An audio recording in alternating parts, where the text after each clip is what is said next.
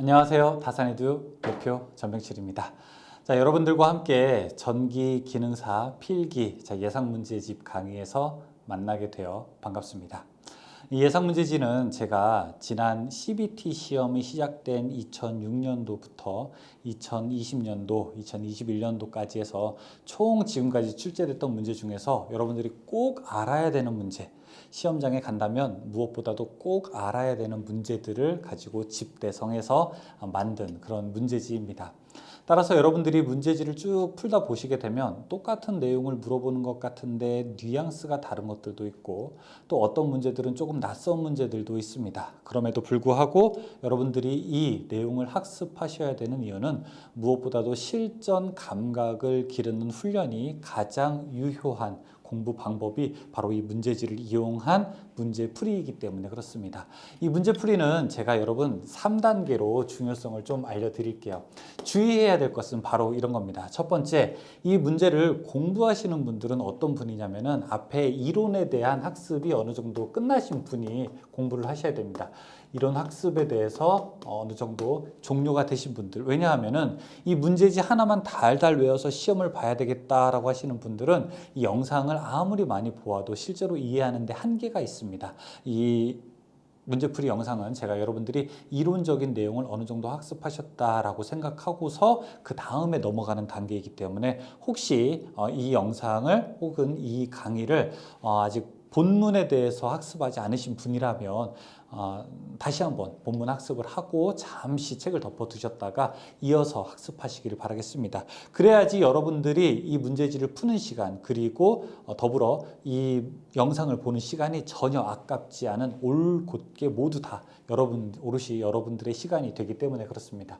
그래서 이론 학습을 반드시 하신 다음에 풀어야 된다. 자, 두 번째, 이 강의는 여러분들이 문제를 먼저 한번 풀고 그러니까 먼저 학습 즉 문제풀이를 한 다음에 이 영상은 같이 보는 영상입니다.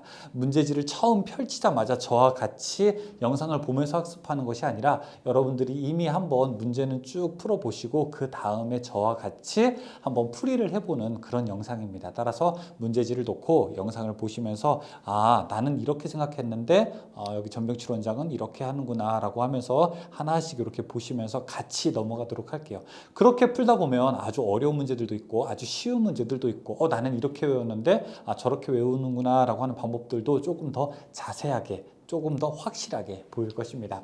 자, 세 번째, 그냥 학습하지 마시고 반드시 이제 문제지에다가 좀 표시를 해두세요. 문제지 번호에다가 어떤 표시를 해놓냐면은 번호가 이렇게 1번, 2번, 3번, 4번, 5번 이렇게 문제가 쭉쭉쭉 나갈 텐데요. 여러분들이 완전하게 아시는 것은 여기다가 이렇게 X표를 쳐두십시오. 다시는 공부하지 않아도 된다라고 하는 것으로서 반드시 문제에다가 이렇게 X표를 쳐두십시오. 자, 2번 문제는 근데 좀 아리송하다. 이거 좀 내가 다음에 문제가 나오면은 맞출지 안 맞출지 좀 잘 모르겠다. 좀 계산하는 문제니까 좀 애매모호하다라고 하면은 이렇게 한쪽으로 이렇게 슬러시 모양을 쳐두십시오. 이것도 좀 애매모호하다. 4번 문제 보니까 이거는 안 되겠다. 이거는 너무 어렵다. 무슨 사인, 코사인, 루트 너무 힘들다라고 하는 것은 여기다가 그냥 이렇게 물음표를 딱 하나 쳐두십시오. 자, 이것도 좀 애매모호하다라고 하게 되면은 이렇게 빗금을 좀 쳐두십시오. 그러면 실제로 나중에 여러분들 문제지를 한번 여러분들이 쭉 풀게 되면은 빗금 친 게 가장 많을 겁니다.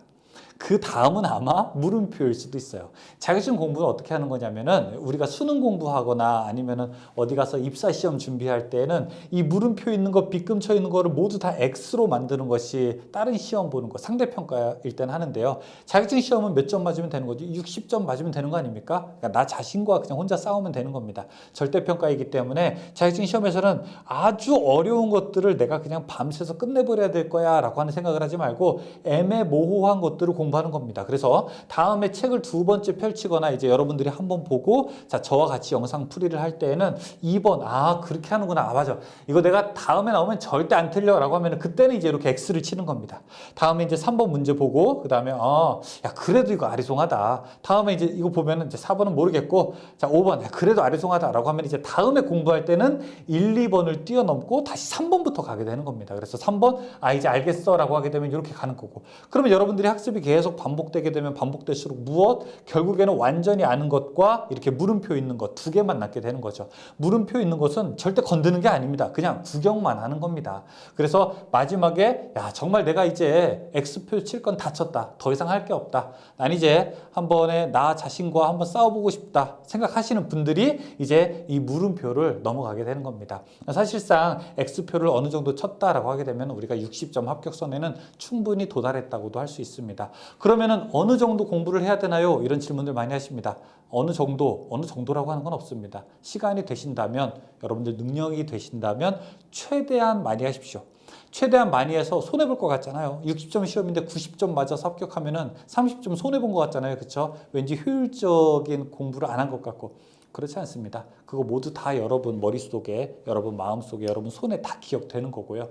그 다음에 여러분들이 상위 자격증을 도전할 때, 또 유사 자격증을 도전할 때 분명히 그런 것들이 밑거름이 되어서 더 높은 성과, 그 다음에 더 단기간에 좋은 성과를 만드는 밑거름이 될 것입니다.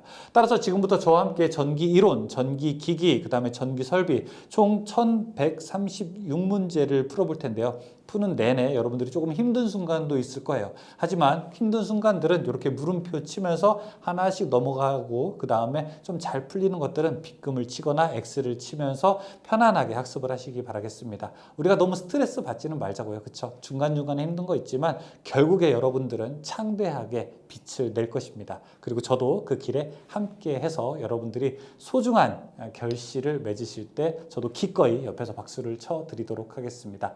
이제부터 공부가 시작됩니다. 즐거운 공부 되시기를 바랄게요. 감사합니다.